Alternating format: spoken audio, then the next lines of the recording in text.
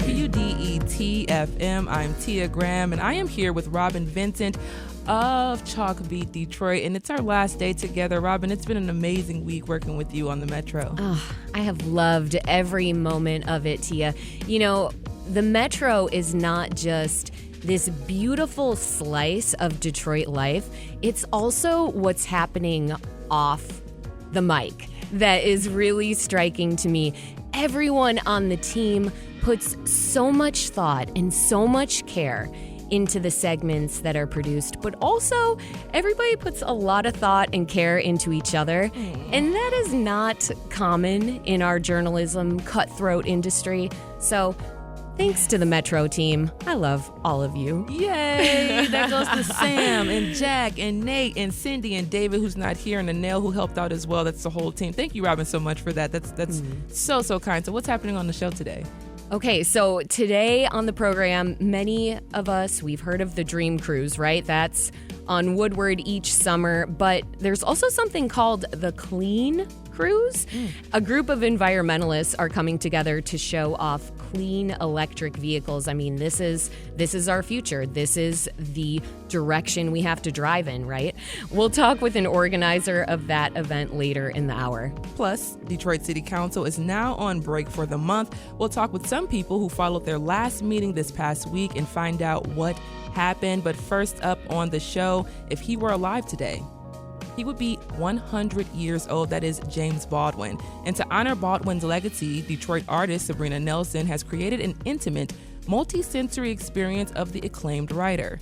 And for those not so familiar, Baldwin was an author and activist. As early as the 1950s, his works posed fundamental questions about masculinity, sexuality, race, and class. There were questions that influenced the civil rights and gay liberation movements for decades to come. Nelson is opening her traveling exhibit, Frontline Prophet, James Baldwin, at the Charles H. Wright Museum today. And to talk more about Baldwin and the exhibit, we have Sabrina Nelson. Sabrina, welcome to the Metro. Thank you so much, Tia. Awesome. Thank you for being here. She's like family here. You're like... I feel like I'm at home. Yes. I'm at home. Welcome home. Welcome home. And also with us are longtime creative allies of Nelson and co-creators behind the exhibit. We have Ashara Ekundayo. Welcome to the show. Hi, this is Ashara. Ashara, thank you so much. Yeah, it's and good then to hear you. Misha, thank you for being here. Hello, thank you for having us. Thank you all so much for being here, beautiful women in the studio with us today. Sabrina, starting with you, briefly tell us a little bit about James Baldwin and what he means to you and the reason for creating this exhibit. Well, I will start off by saying our poet laureate of Detroit, Jessica Care Moore, started this fire this time, inviting me in 2016 to the Paris James Baldwin conference.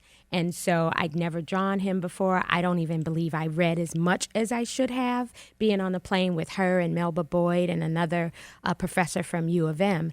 And I just took all the cliff notes that I could find on James Baldwin, and I didn't draw him until I got there in Paris, and it didn't stop until now. And just knowing that Paris really influenced Baldwin in his life and his works as well, which is really amazing that you kind of fell in love with him there in that space. So that's amazing. So just kind of moving on, talking a little bit more about the exhibit itself and putting it together. I know it probably takes a lot to put these exhibits together, being a curator. So Ashura, tell us a little bit more about the exhibit. What can people find out about James Baldwin when they go? You know, the Baldwin experience, I think, that Sabrina has brought to us, this multifaceted, multisensory invitation, people will find that they can see his humanity.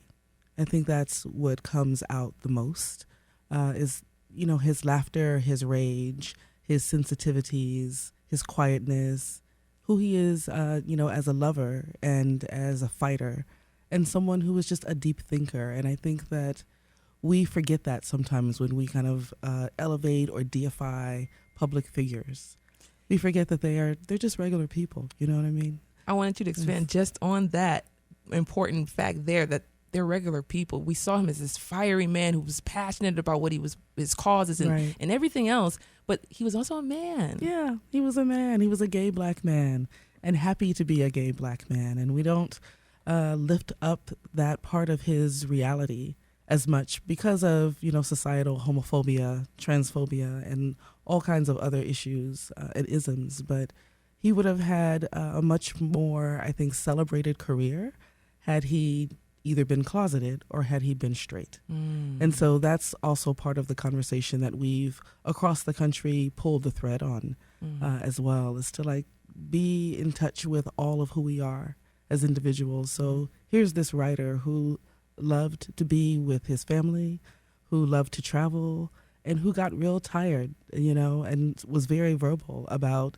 his rage and the injustices happening on a day-to-day basis in the United States, and said, I'm going to take an exit.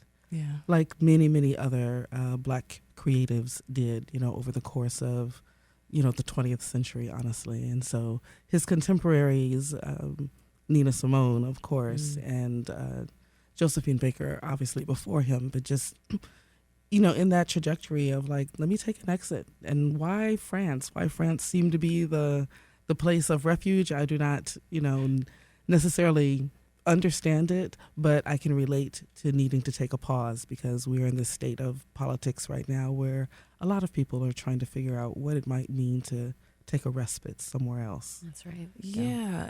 And just expanding on that, I wanted to ask all three of you, because it's a question that comes to mind when I think about just this exhibit itself and the way it's being presented to us, and the person that you all are honoring, James Baldwin, on his 100th birthday. Are all artists activists in some way, depending on their subject matter? Are all artists activists? So, Oma, we're going to start with you, bringing you into the conversation. I think all artists have a responsibility to the times that they're living in. And we certainly saw that with James Baldwin. He understood his assignment and leaned way into it. And it doesn't mean that that he always liked it, but he started that journey as an activist, as a young pastor, as a child. And he never abandoned that, and he really saw that as his role in society.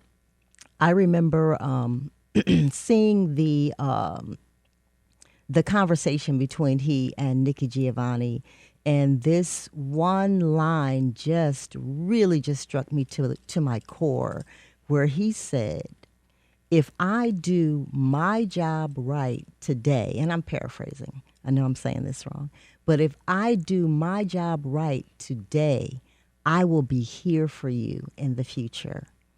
And that future is now. And that was just so profound to me, because he knew how important his work was and his words were. And he knew that we were going to need those words in 2024 and beyond. And, one thing Sabrina has said is that his words still resonate today. Like all the things he said, all his perspectives on society are still relevant today. And unfortunately, he knew that they would be, and that we would need this. So, and we really need this. We really need to revisit him. We need to reintroduce him. We don't know, his books are being banned in some states.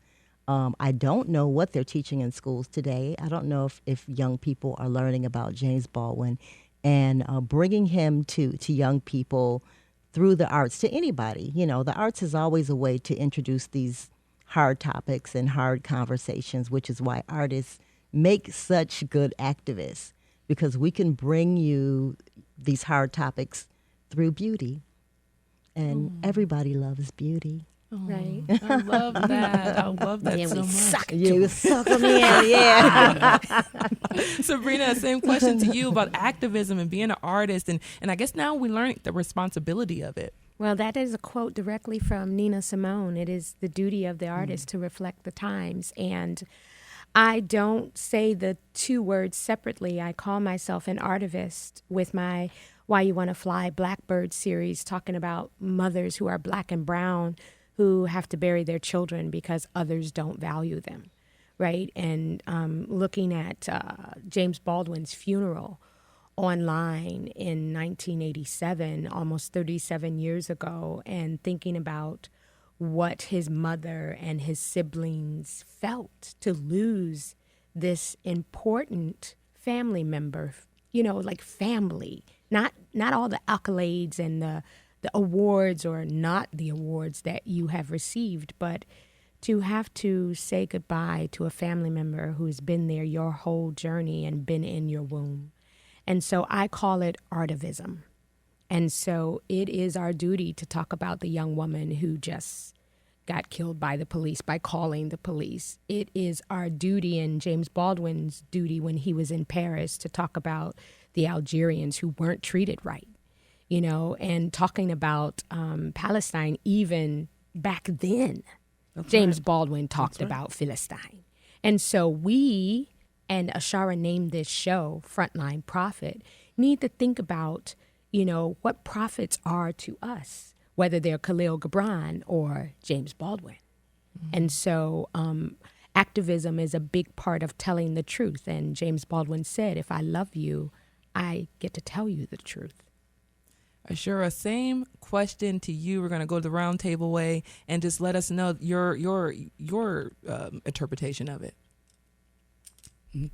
Excuse me. And so, you know, artivist is absolutely a label that I also hold as a curator, as someone who works independently inside of institutions with individual artists, with collectives as well. There's a platform that I hold dear called Artist as First Responder.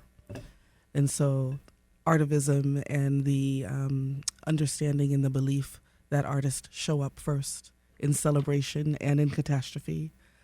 There isn't any movement on the planet that isn't fueled by the work and the labor of the artist, of the creative, whether you call yourself an artist or not. Someone had to write the poem.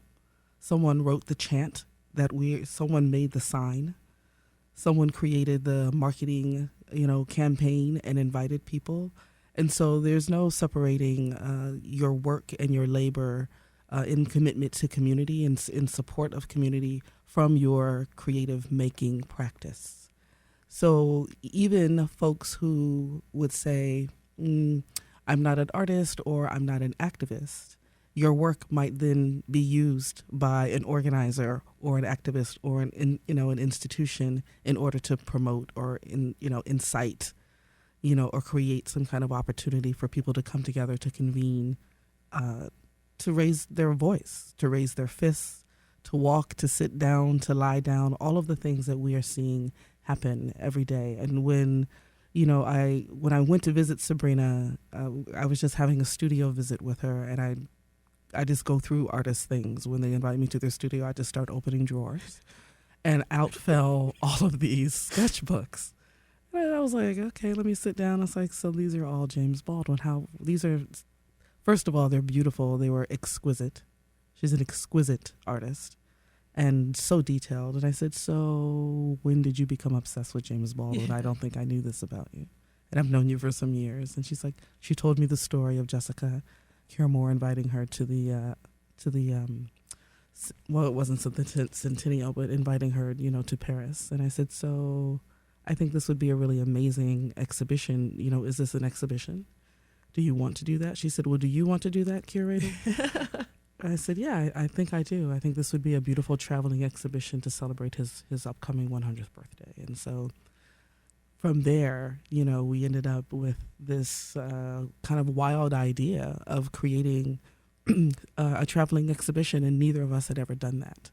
Wow. And so then Sabrina invited Misha into the conversation because of her, long-standing career as a curator, both in Detroit and in New York. And I guess I'd say the rest is history around that. And we've been conjuring her story in honor of Uncle Jimmy. Yeah. So what year was this? That was 2022. Okay. I took the studio visit with her, and then some months passed, and life goes on, and we're figuring out things, and we go to Paris from here. Well, after Detroit, you're going to Paris. Well, while next month. This show runs, it lands in Paris and opens at the James Baldwin Festival September the 10th. which is just so beautiful. Y'all should come. Come on, come- everybody. yeah, Come on. to come full circle. To come full circle. And Jessica Caramore is also traveling with us. I mean, just absolutely beautiful. Right now, we're chatting with Sabrina Nelson, a Detroit native and multidisciplinary artist. We have Ashara Ekundayo. and Ekundayo, thank you so much, and Misha. They are longtime creative allies of Nelson, as well as visionaries behind the exhibition, co-curators of the exhibition as well. So just talking to all three of you right now as we have you all here. Before we let you go, because of course we're coming down to the end here, you've been traveling with the show, like you said. You're going to be taking it to Paris, which is, once again, full circle. Is a beautiful thing. But then in my mind, you have 4 Black women who are traveling with James Baldwin and his memory and his legacy across Detroit, but also going overseas, and kind of once again that full circle moment. Yeah. So just each of you, we're going to go down the line. Tell me how important that is to, number one, be Black women traveling the country with the works of James Baldwin, but number 2, the importance of making it full circle and 100 years later bringing it full circle back around. Well, yes, that is a really powerful position to be in. I move with gratitude and grace, sometimes grief and great moments of joy. This is full circle. It's really beautiful to be all born in Detroit, right? And James Baldwin has a footprint here. He had a lover here. And so, to know that he was here and to also celebrate his 100 years by being home in Detroit at the Wright, opening tonight at 5:30. And the show will run until February 28th. And then while it's here, I have a whole new body of work that we have worked together to do, augmented reality, the films, the videos, the poems, that I could not have done without Ashara and Misha, right? And so I'm just very thankful. It's a very great responsibility. I mean, I'm going to quote Spider-Man, with great power comes great responsibility. And, we are climbing whatever ladders we need to climb to bring James Baldwin back in the face of folks who may have forgotten him and young folks who may not know him. And so with all of the layers, I'm just happy that we get to do this together. These are my sisters. Like I said, we're all born in Detroit. And so this is really great. Not everything has to come from New York all the time, or LA from New York. We do great things here and we take it everywhere. I love that. And we're just going to move on down the line. Ashara, same thing with you. Well, I want to start with what up, though. I know. I didn't ask that. I didn't ask, like, what part of the city you're from, Sabrina? Listen, I got all parts. I claim east, west, north, all of them. Same. I grew up on the west side. West side. Livernois and Davidson. Look, Livernois and Davidson. So, Livernois 7 Mile. Detroit girls are having a Dexter, conversation. Elmhurst. We're having a moment. We're having a moment. But, just the same thing with you. This is the importance that you hold in your hands right now, traveling around the country with James Baldwin and his legacy. It was amazing to be able to launch the show in Harlem, in his birthplace, on his 99th birthday. Last year, Misha led the charge on that, and then we went to the New Orleans African American Museum, so shout out to Gia Hamilton and that crew. We went from there to Oakland, California at the Joyce Gordon Gallery. Shout out to Eric Murphy and that crew. And then to the south side of Chicago, Blanc Gallery. Listen, they put it down in Chicago, okay? So shout out to that crew. And we are at home, and it is our privilege and our honor to come home to the D and represent tonight. Please come and join us at the Charles H. Wright African American History Museum at 5:30 p.m. Free to the public. Please come and join us. And I just want to say thank you all so much for being here with us today. It was a true pleasure to chat with all of you. We have Sabrina Nelson here, who is, of course, they're all Detroit natives, now that I found out. We are. We're here with Detroit natives all throughout the show. I love this so much. So Sabrina Nelson, thank you so much for being here on the Metro. Definitely will see us there. Thank you. And then we also have Ashara Ekundayo. Thank you so much. I just tried it all day, but thank you so much. And then we have Misha. Thank you all so much for being here this afternoon. Can't wait to see you all and see the opening tonight. Thank you. Thank you. See you there.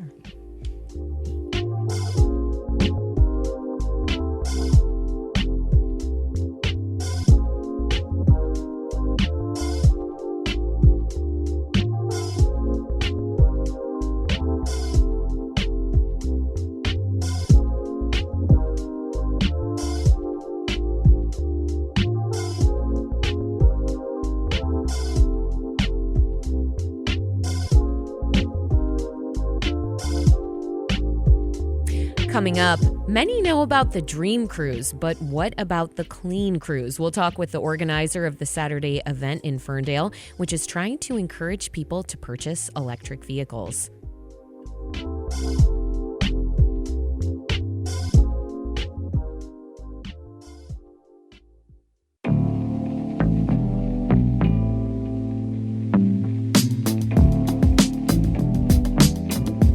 Metro on 101.9 WDET FM. I'm Tia Graham here with Robin Vincent and Robin, Clean Cruise.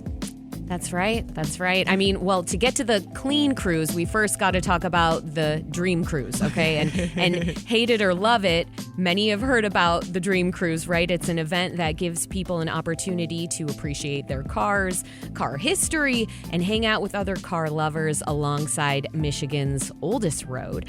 But now there's a new tradition being started by lovers of electric cars. The Clean Cruise will bring together industry experts, EV owners, environmentalists, and members of the public to explore all things EV in downtown Ferndale.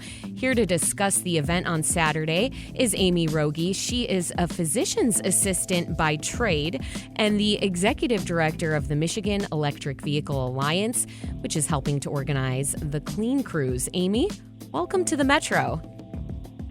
Thank you so much for having me. I'm excited to be here. We're excited to have you. So what is the Clean Cruise, and where did the idea come from?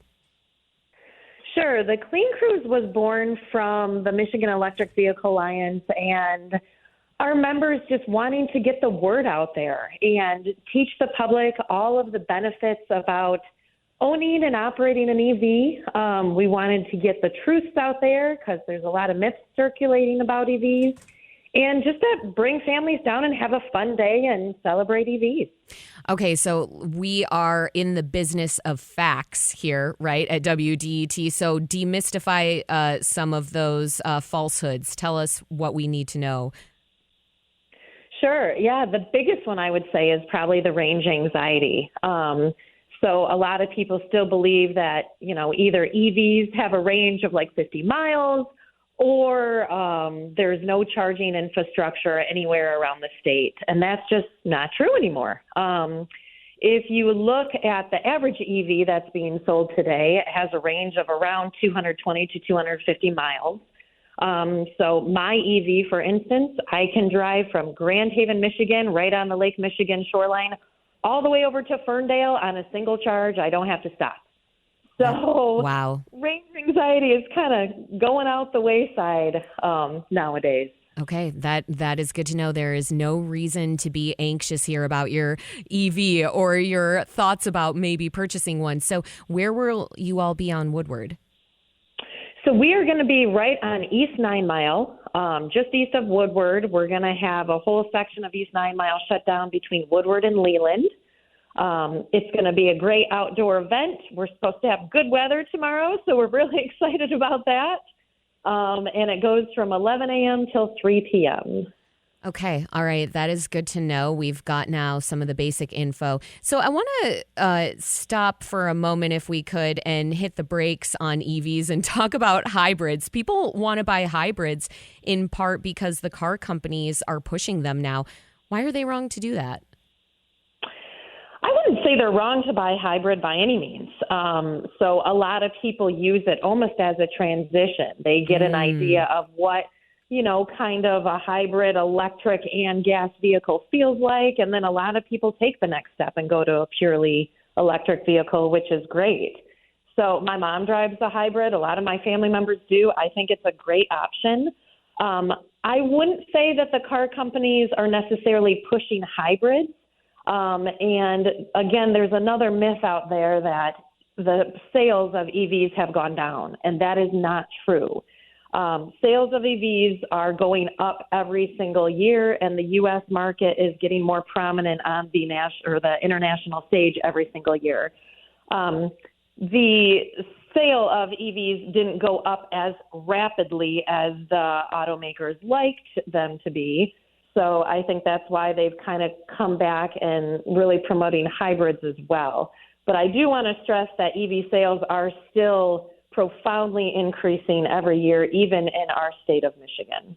Right now, we're speaking with Amy Rogie. She's the executive director of the Michigan Electric Vehicle Alliance, which is helping to organize the Clean Cruise this Saturday in Ferndale. So, okay, when we're talking about EVs, and Amy, you're talking about sales of EVs, some people are really concerned about the price. I realize you said that sales are on the upswing. What kinds of EVs should people be looking at? What kinds of things can they do to lower the cost of the vehicle? Sure, great question. I mean, I think going to any of the websites that discuss different forms of EVs, I mean, there's several out there. We even have some resources on our website, michiganeva.org. And just trying to figure out, like buying any car, whether it's gas or electric, what kind of options and things you're looking for. Obviously, with an EV, you would want something with probably longer range, unless you're just using it as a commuter vehicle just to get to work and back, which some people do utilize it that way. If you're talking price of EVs, so the upfront cost is still slightly higher than buying an ICE vehicle. So that's an internal combustion engine vehicle. However, there is an option of a $7,500 federal tax credit. And now, starting last year, we actually have a $4,000 tax credit to buy a used EV, which is great because, you know, the majority of people actually do not buy cars new. We know that. So it's great that we actually have that tax credit for a used EV now. Okay, Amy, there's quite the contrast, right? The elephant in the room here, I should say. Like, we have the Dream Cruise occurring concurrently, right? Is this at all a challenge for the Dream Cruise to have the Clean Cruise? And, you know, we, again, have to acknowledge the contrast. We've got these old, beautiful cars that are not so environmentally friendly. Sure. Great question, and we've gotten that a lot in recent months. We are in no way trying to combat or be opposed to the Dream Cruise. The Dream Cruise celebrates Michigan's long-standing history and culture, and we want to pay homage to that for sure. So the Dream Cruise looks at the past and all the beautiful cars, like you said. I mean, my dad owns a classic car, so I've been to the Dream Cruise myself growing up. It's a phenomenal event. And the organizers of the Dream Cruise are actually in full support of the Clean Cruise. So it's been great working with them, working with the city of Ferndale. And basically, it's two separate events, but we're both looking at the same thing, right? We're looking at the past and the beautiful tradition of those classic cars in Michigan and on Woodward Avenue, historic Woodward Avenue. And then we're looking to the future and you know, celebrating all of the innovation and the sustainability functionality and just everything that's coming down the pipeline in EVs.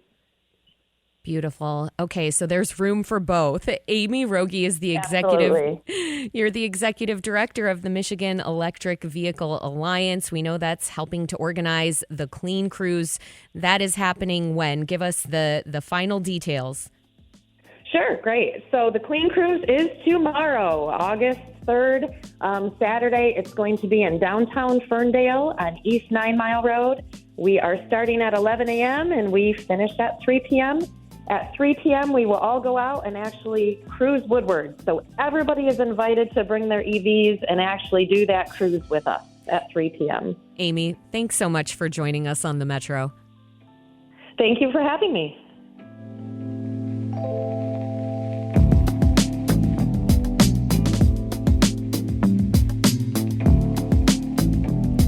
Coming up, many longtime Detroiters are concerned about gentrification and displacement. We'll talk with someone who's studying a Detroit neighborhood that is trying to develop without displacing residents. You all stay right there.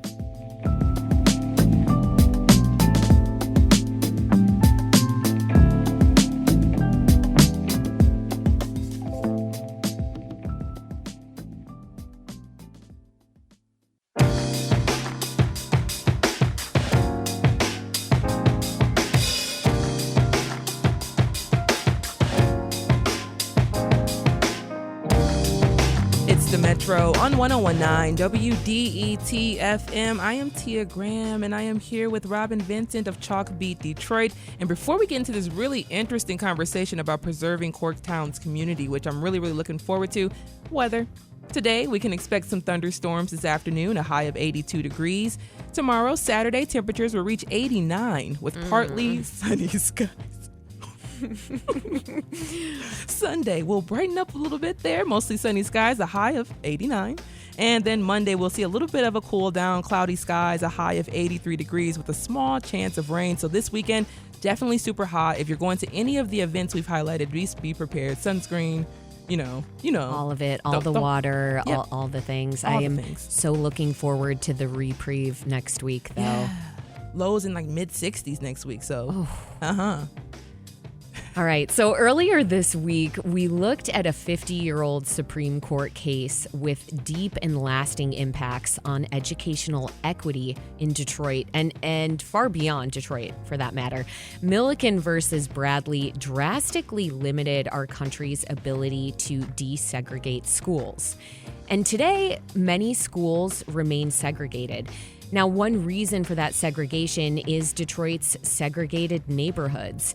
And they're the result of historically racist practices like restrictive covenants that prevented Black residents from buying or leasing property.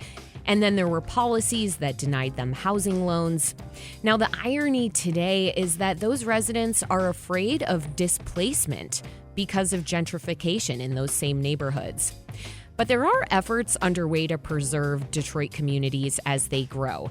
And one interesting example is happening in Corktown. Now, that area has seen massive economic growth alongside a federal grant that the city received to ensure low-income families can keep their roots planted there and continue to grow and thrive. Sarah Lenhoff researches educational equity at Wayne State University, and she's been studying this project. Sarah, welcome to the Metro. Thanks for having me, Robin. So, Sarah, first, let's get up to speed on a few basics. Could you set the scene of what's been happening in Corktown over the last several years, how it's been changing? Sure. Well, when Ford decided to invest in the train station redevelopment, I think the city was really interested in making sure that Corktown could continue to be a Corktown for all and really investing in an integrated neighborhood. And so they applied for a HUD grant from the federal government to get some funds to make sure that they could invest in low-income housing and also in neighborhood transformation so that we could improve the kind of quality of conditions in the neighborhood for both low-income and higher-income residents. Now, Sarah, there's a big fear of gentrification and displacement of longtime Black residents. Based on what we know now, are we seeing that yet? We're not seeing that yet in Corktown. And, there's reason to be hopeful. I think the city really got out in front of the kind of investment and the raising rents that we've seen in recent years to try to curb that kind of displacement that we've seen in other major cities. So I do think that there's some opportunity in Corktown and in Detroit to curb those gentrification trends that we see elsewhere. Okay, and so there is this focus, this acknowledgement, right, that the city needs to do more to support low-income families and longtime residents. So can you talk a little bit more about how this project specifically is going to benefit them? Absolutely. So I think the first thing is that it's investing in high quality, environmentally friendly housing for low income residents. And so one of the major centerpieces of this project is that they're redeveloping Clement Kern Gardens, which is a low income housing community on Bagley in Corktown. And they're making sure that while that redevelopment happens, residents can stay in the neighborhood. So they're going to be moved to a brand new building at the corner where the old Tiger Stadium was. They'll have the same rents that they pay at Clement Kern, and then they'll have the option to move back to Clement Kern or stay at Left Field, the new apartment building, once that project is complete. There's also efforts to create rent-to-own opportunities in Corktown. There's a lot of new units being built to serve low-income residents and residents across the income distribution. And not only housing, but the HUD grant is really focused on neighborhood conditions beyond housing. So they're investing in a new community center in North Corktown that's going to have an early childhood center, mixed income again. They're also investing in public spaces, making sure that parks and other public resources are accessible to all. So it really is kind of thinking holistically about what creates a positive neighborhood and environment for residents and families in particular. Wow, Sarah, so this is really an effort to create a true neighborhood transformation. Let's stay focused on the benefits for a moment. Could you talk about the deep connection between Detroit's segregated schools and residential segregation and how Corktown can fit into all of this? Absolutely. I mean, as we've seen over the last half century, laws and legal decisions like Milliken v. Bradley have really exacerbated residential segregation, which has led to school segregation, as I know you've talked about on the show. And Corktown is sort of an interesting case. Detroit as a whole is very racially segregated. Corktown is a little bit more integrated than the rest of the city. So about 62% of residents are Black, about a quarter of residents are white in Corktown. So there's opportunity here that there may not be in other places in the city to really invest in integrated neighborhoods. And then the next part of it is, how do we get integrated schools? Right now, the schools around Corktown are still very racially segregated. And so one of the reasons I'm interested in it as an education researcher is how can investments in neighborhoods like this really create change in racial segregation in our schools. And you've been engaging with residents about this. What are you hearing from them? Yeah, so it's been really interesting. We surveyed residents last summer, and we've been interviewing residents over the last year to just hear what they think about their neighborhood, what they like about it, what they want to see change. I'm a Corktown resident myself, so it's been really interesting to hear from my neighbors.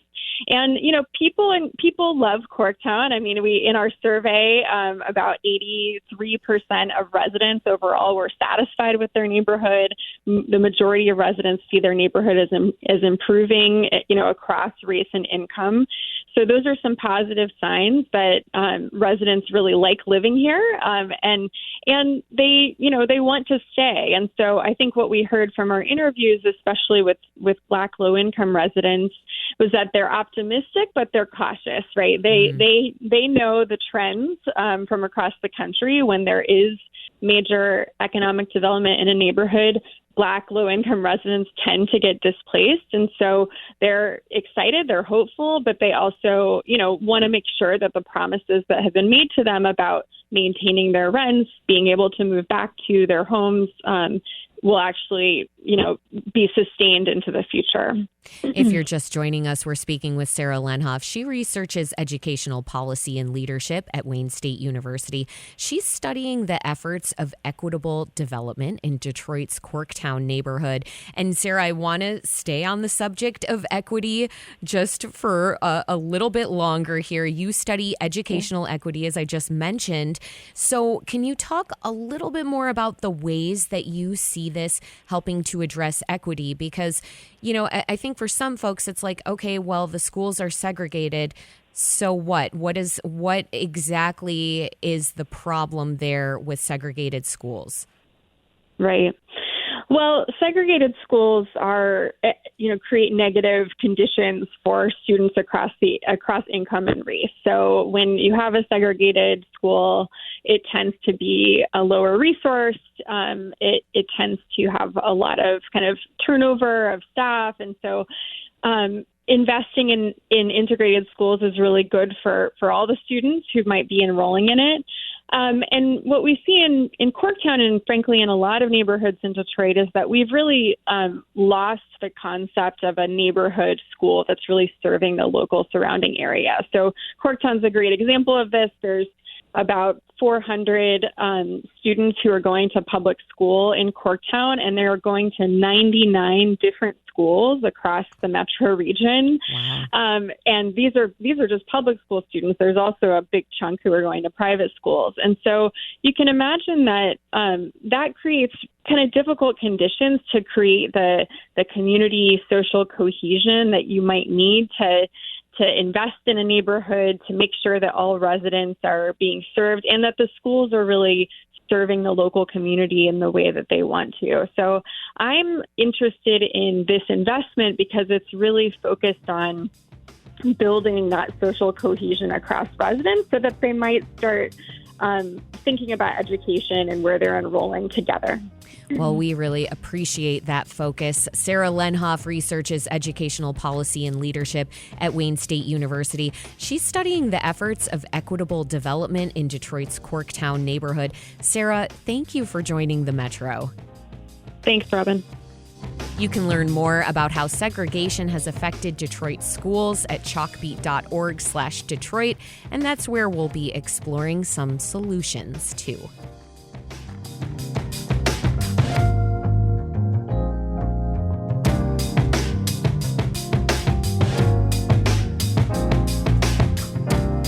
Coming up, Detroit City Council had one more marathon meeting before taking their August break. We'll talk with two Detroit documenters who tracked that meeting, including the latest with Detroit's solar initiative. You all stay right there.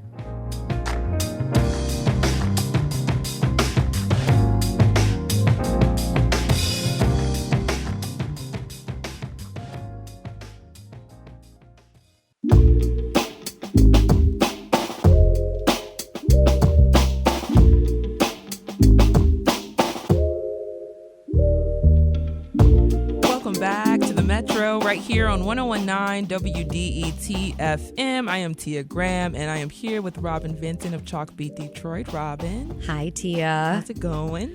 Ooh, well, trying to hold back the tears because it's my last day on the air with you. I know. It's going to be so hard not having the giggles in the studio. However. What are you talking about? We are very serious in this studio. Buttoning up right now. It's Friday. Buttoned up. Ready to go. Alrighty then. So it is Friday, Robin, and that means that we have another edition of Detroit Documenters on the Metro. Every single week, we're joined by our friends and newsroom partners, the Detroit Documenters. They're a collective of hundreds of Southeast Michigan residents trained and paid to report on public government meetings. This is really important work that's being done. And this past week, some of them covered Detroit City Council before they went on break. And on Tuesday, City Council approved Phase 1 of a plan to build solar panels on vacant land. To discuss this plan and other things that happened at the marathon-long City Council meeting, we are joined by Nachum Eichenhorn, a Detroit documenter and Southfield resident. Welcome to the Metro. Thanks for having me. And then we also have with us Detroit Documenters coordinator Noah Kincaid. Noah, welcome back to the Metro. We love seeing you here. I love being back. Yeah, so just starting out with the City Council meeting, we discussed last week that it could be a long meeting. Did we make the right prediction? Yes, you definitely made the right prediction. It was a doozy of a meeting. Yes. And when you say a doozy of a meeting, what does that entail? Well, it lasted for approximately 7 hours. Oh. Yeah, and I mean, listen, it's tough like reporting on a 7-hour meeting. That's right. I can't imagine what it's like to be a council member having to make decisions for 7 hours on TV and in front of everybody, in front of me who's reporting on it. I mean, but also let's think about residents. That makes this meeting just like highly inaccessible. I mean, who can sign on for 7 hours? Who has that kind of time? Absolutely. And they can't really predict, or they don't really attempt to predict how long the meetings are going to go. So you go and right. It's going to be, and you're going to talk when they want you to talk, and then Oh, wow. In the name of a break, essentially. It's so that they could get enough business done to go on break. Yeah. Essentially. Okay, so they packed some stuff in 7 hours. So one of the key things on that agenda was phase 1 of a plan to build solar panels on Detroit's vacant lot. This proposal passed. Noah, what's in phase 1 of this plan, and what are the next steps? Yeah, so the idea here is they're going to build a bunch of solar fields, and this is going to help offset the costs that the city has to spend for powering government buildings. It's they're looking at 3 different fields, 3 different areas in phase 1. One is in Gratiot-Finley, which is kind of east-northeast of Coleman-Young Airport. There's Van Dyke Lynch, which is on the west side of Coleman-Young Airport. And then the State Fair area is the third location. In total, it's about 100 acres of solar field. It's a lot. Wow. Yeah. So, within that, there were a lot of homeowners affected by this, obviously. In that 100 acres of phase 1, there were apparently 22 owner-occupied homes that got buyouts. The minimum buyout was like $90,000, and on average, they sold their homes to the city for $125,000. Oh, wow. Oh, wow. So continuing on, what was the community's response to this? What did you feel from the community as you were there for that meeting? During the public comment period, they call it public comment, but it's when the public gets to come up and comment. I guess it's pretty self-explanatory. But during public comment, most of the people who addressed the issue were for it. Okay. There were only a couple who were against it, and it was more about questions they had than being against the idea.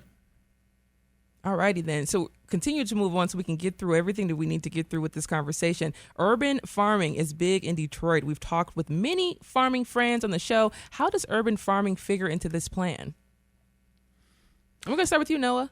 Okay, yeah. So this is my favorite word of the week. It's called agrovoltaics. Thank you. You just crushed that. You did. Thank you. I saw it and I got intimidated and nervous. I said, please, someone help me. Nakam and I were laughing about this a few minutes ago because, the word almost makes it sound like the crops are being powered by the solar panels, but they're not connected. They're just adjacent, right? Yeah, or that you're getting power from the plants somehow. Yeah. So it's just, it's another use for this land. The solar panels are going to be there doing their thing. They're not really getting in the way of anybody using the rest of that land to grow crops. So the idea is they're going to work with neighborhood urban farming groups, and they're going to grow food that's going to be available for all the neighbors. So it's another neighborhood benefit. Another one of the neighborhood benefits here is for all the houses around the area. I think there are like 160 of these houses. They're actually going to receive from the city energy efficient upgrades to their homes, just kind of as a benefit for, I guess, putting up with having a solar field across the street. Which is really cool. And Noah, about 20 seconds, what are documenters keeping an eye on in the coming weeks, especially as City Council's out? Yeah, with City Council out, we're going to take kind of an extra focus on what's going on at Wayne County. They are definitely in session. They've got a dozen different committees, and we're going to be checking those out all next week. Awesome. Thank you so much, Noah. As always, we're going to see you next week. You're going to talk to us again next week. But Detroit documenter Nakam Eichenhorn and Detroit Documenters coordinator Noah Kincaid, thank you both so much for joining us on the Metro. See you next Friday. Maybe see you next Friday? Who knows? See you then. Thank you. Thanks for having us.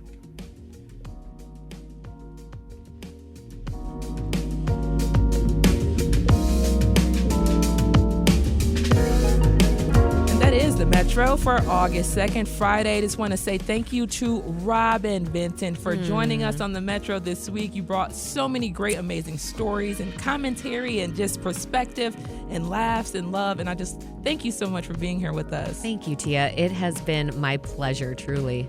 Yeah, so we have a list of great co-hosts coming up within the next few weeks that are going to join the Metro with me. Colin Jackson of the Michigan Public Radio Network. We'll also have Orlando Bailey of Outlier Media. And next week, we'll have someone people are pretty familiar with, Jake Neer of Automotive News, former WDET producer and fill-in host. Definitely looking forward to working with Jake. But once again, that's the Metro for Friday, August 2nd. You can listen to recent episodes online at WDET.org and make sure to subscribe to the podcast on your favorite platform. The show is also on YouTube if you like listening that way. The show is produced by Sam Corey, David Lyons, and Jack Philbrandt. Additional production support from Sydney Walkley. Our engineer is Nate Bender. Music by Sam Bobian and Will Sessions.